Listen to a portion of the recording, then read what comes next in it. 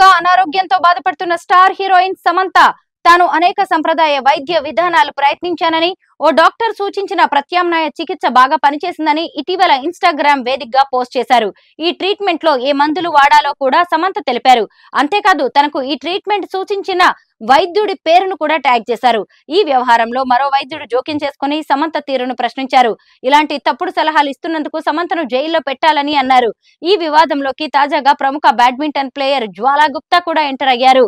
మీరు చెప్పినట్టు మందులు వాడి ఎవరైనా చనిపోతే మీరు బాధ్యత వహిస్తారా అని జ్వాలా ప్రశ్నించారు. తనను ఫాలో అయ్యే ఎంతో మంది అభిమానులకు మందులను సూచిస్తున్న ఆమెకు నాదో ప్రశ్న.